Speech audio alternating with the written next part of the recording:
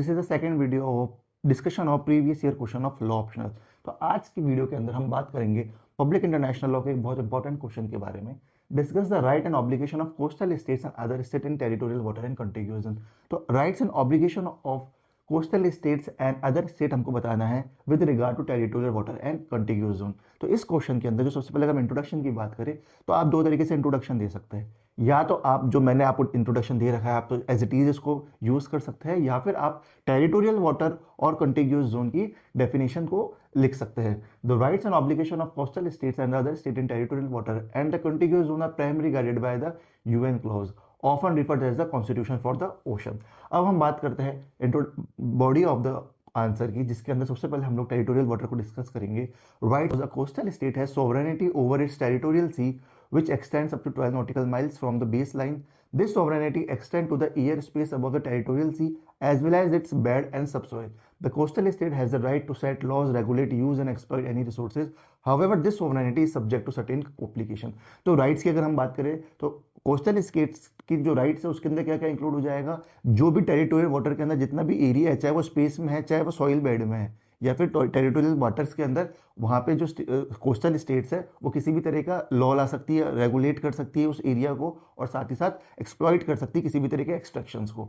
वहीं मैं अगर बात करूँ ऑब्लिगेशन ऑफ कोस्टल स्टेट, तो कोस्टल स्टेट को प्रोवाइड करना होगा एक इनोसेंट पैसेज फॉरेन वेसल्स के लिए, ताकि फॉरेन वेसल जो है वो कोस्टल स्टेट के टेरिटोरियल वाटर से गुजर सके।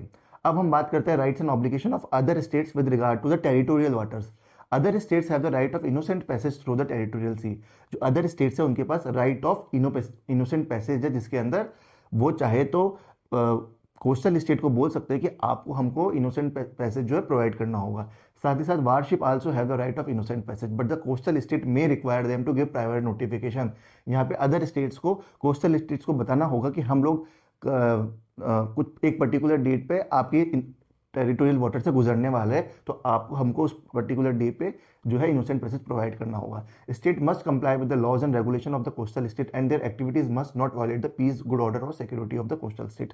अब हम बात करेंगे कॉन्टिग्यूअस जोन की। Rights and obligation of coastal state with regard to contiguous zone beyond its territorial sea, the coastal state may also claim a contiguous zone which extend 24 nautical miles from the baseline। तो अगर contiguous की zone की हम पहले definition लिखेंगे, उसके बाद in this zone the coastal state can exercise control necessary to prevent and punish infringement of its custom, fiscal, immigration और sanitary laws and regulation। कोई भी एक्टिविटीज होती है contiguous जोन में तो कोस्टल स्टेट के पास राइट है कि वो अगर कोई भी एक्टिविटीज जो कि कस्टम से रिलेटेड है, फिजिकल, इमिग्रेशन या सैनिटरी लॉ से रिलेटेड है, कोई भी शिप को या फिर किसी भी